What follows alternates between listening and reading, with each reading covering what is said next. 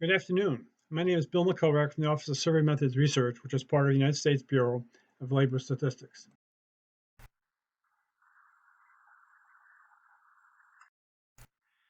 Before I get into the details of my study, I wanted to tell a brief story that explains how I got into online testing in the first place.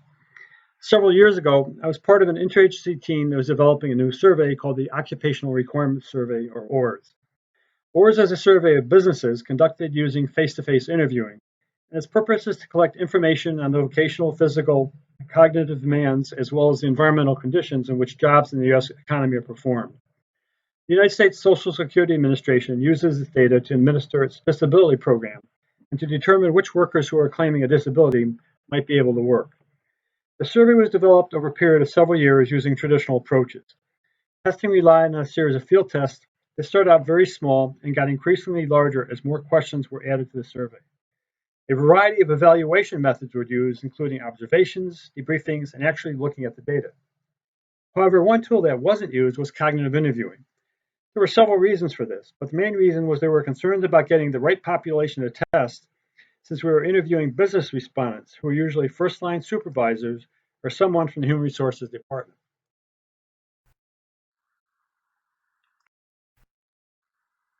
I didn't give up on cognitive testing, though. Because my office also does usability testing, I started to explore some online testing options that I thought could be adapted to handle cognitive interviewing. Now, when I mention online testing in this talk, I'm not talking about web-based probing, as is often employed in surveys. I'll explain differences in the approaches shortly. I selected one site and started to work with it with small tests. The site I selected provides a technical setup and training for its testers, and it usually provides testers who are excellent at thinking aloud. Other advantages of the site were that it was easy to use, it's fairly priced, especially when I first started, and it provided videos of people completing tasks. I want to emphasize that I'm not a salesperson for the tools whose use I'm going to describe today. There are other sites and tools that could be adapted for the same purpose. However, I have not done a thorough review of them. In my case, I found some tools that worked, and I've stuck with them.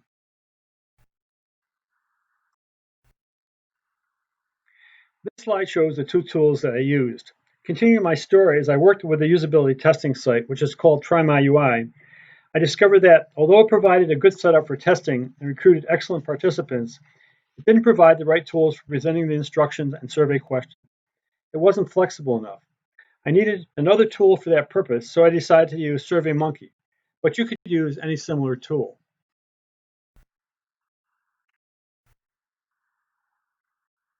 As the ORS field testing progressed, more complex questions were added to the survey. One set of questions that was added asked about the educational and vocational preparations required for a job. A small field test was conducted to test these questions, which revealed that they did not work well. However, there wasn't enough time to conduct another field test. Therefore, I was able to talk the team into conducting an experiment where we compared results from online cognitive interviewing with the results from a telephone interview study. We collected the data for the study in about a week. This is the first time I demonstrated to my satisfaction and the team's satisfaction that Think-Aloud cognitive interviews could be done online and provide useful information. Anyway, with this study success, I became a fan of online Think-Aloud cognitive interviewing.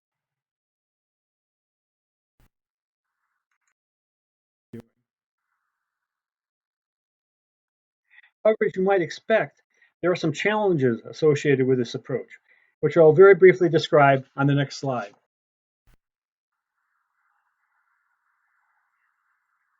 Because the online testing I'm talking about is unmoderated, this slide emphasizes that if online testers can find a way to get lost in the woods, they will. Therefore, written instructions have to be crystal clear. Here are some other key points to keep in mind. When you run an unmoderated online test, completion times are going to vary widely. So if you have a time limit, as I did in this study, you have to adjust the protocol so that most people will be able to complete it. But unfortunately, that also means that some people will finish very quickly. That's just a normal curve in practice. Another phenomenon that I've observed is that a tester will occasionally read an instruction out loud, really not understand it. Some researchers refer to this as reading on autopilot. So you have to build redundancy into your instructions and thoroughly test those instructions. Finally, you'll discover that the formatting you use can help or hinder people complete a task correctly.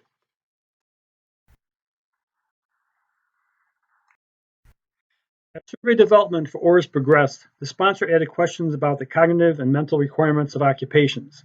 These questions tried to get at complex concepts concerning the cognitive and mental demands of jobs, skills such as decision making, problem solving, types of supervision, and factors that affect the pace of the work.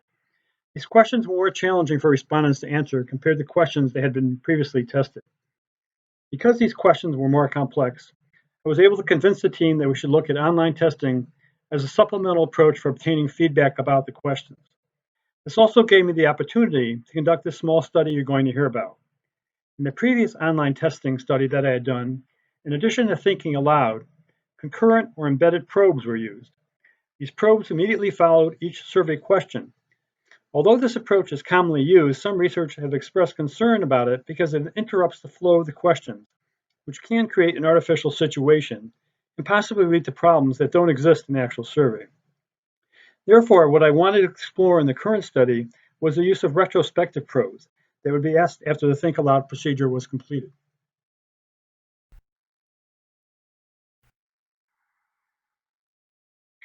This is the design that was used in this study. The Think Aloud portion came first in section 1.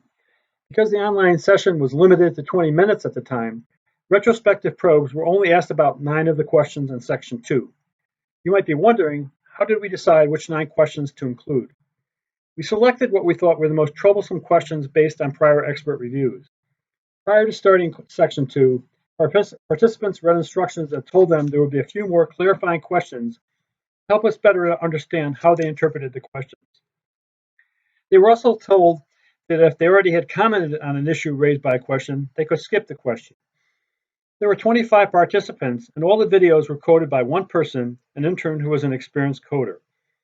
The coding scheme focused on question comprehension, response selection, and retrieval, and included 14 separate codes that included another category.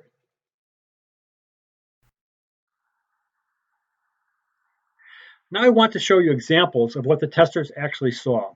These are clips of actual videos from the test. The first video shows what instructions were given to inform the tester that this was not going to be a typical usability test. This is not a typical usability test because you will not be testing a site. Instead, we want your help testing a few survey questions. We will ask these questions about a job that you currently supervise or recently, or act as a team leader for. We want the questions to be clear and easy to understand, so please let us know if a question is unclear or confusing, okay? So that makes sense.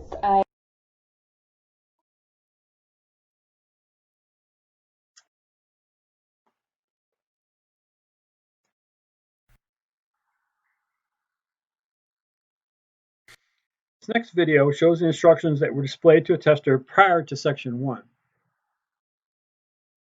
Answer some survey questions starting on the next page. You will be answering about the job of customer service, which you entered on the previous page. Do not answer the survey questions about your own job. Understood. As you answer the survey questions, please point out anything that is potentially vague or confusing about a question or the possible answers. On the other hand, if a question is easily understood, mention that. If space is provided, type in your answers. Otherwise, you can just give your answer verbally. There are 13 questions, but many have yes or no answers, so don't feel like you have to rush. Okay, makes sense. Let's click next to see the first question.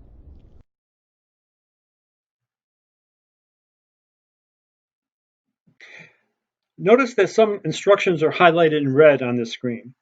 Previous testing had shown these instructions were especially important, but some testers failed to pay attention to them, even though they had just read them out loud. I had previously talked about this phenomenon, which is called reading on autopilot by some researchers. Using color to emphasize the really important instructions helped address the problem. This next video clip shows a tester as she interacts with one of the survey questions. In regards to the customer service department that I supervised, and the question is, how frequently is work checked in this job? How frequently is work checked in this job by a supervisor or lead worker? How frequently is work checked in this job I don't like the way that this is worded. I think it's confusing how you're saying in this job. So I'm just trying to figure out a better way to ask this question. How frequently is work checked in on by a supervisor or a lead worker? The more I read it, I mean, it makes sense, but the first couple times I read it, I felt like it was worded awkwardly. How frequently is work checked in this job? I can't think of a better way to word it. I guess I'm just going to give you the feedback that I have, and hopefully you can come up with a better way to word it. But this did feel a bit awkward to me.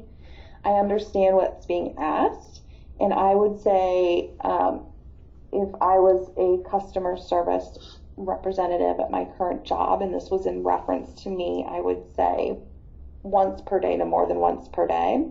Less often than once per day, but at least once per week. Less often than weekly. Okay, so these answers all make sense to me. I don't feel there's any confusion on the answer portion. And after reading through the question 4 or 5 times, I feel comfortable with it, but the first couple of times it did feel like it was worded a bit strangely, specifically this area here, how frequently is work checked, this part here, checked in this job, doesn't really fit with me.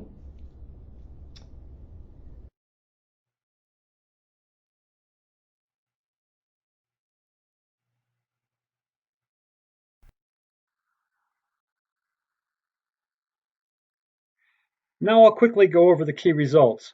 Across 25 participants, 78% of the total problems were uncovered in the Think-Aloud section. An additional 22% were uncovered in the retrospective probing section. The same 2 questions accounted for 34.4% of the problems in the Think-Aloud section, and 100% of the problems that occurred were uncovered in the retrospective probing section.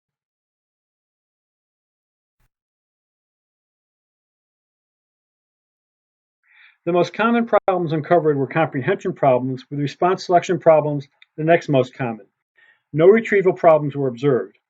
A unique problem, one participant who gave inconsistent answers to 2 of the questions, occurred in the retrospective probing section.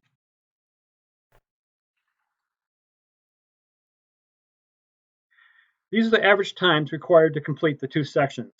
Initially, I was surprised that the retrospective section took so much longer to complete. Then I realized that in addition to being asked to reread the original 9 questions out loud, participants also read 12 retrospective probe questions out loud and then answered them.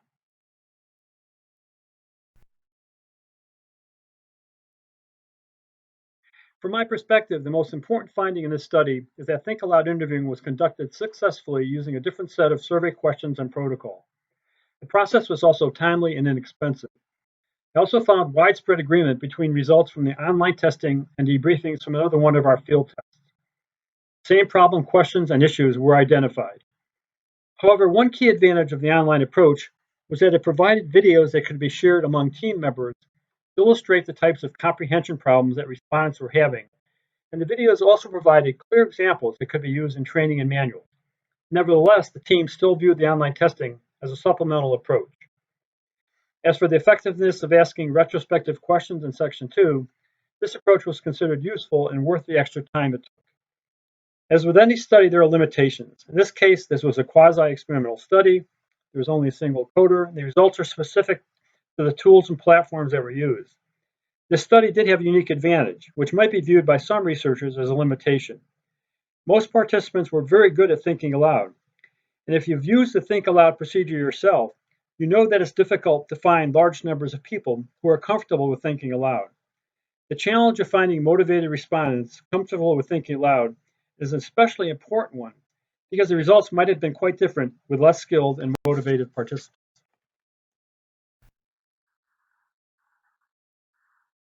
Before I conclude, I wanted to bring this paper to your attention that I thought might be of interest to you. The paper deals with a wide range of issues in the use of online testing. This page shows more detail about the paper, an overview of the paper. I'm going to skip that.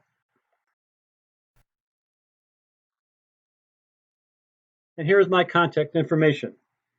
Thank you for your attention.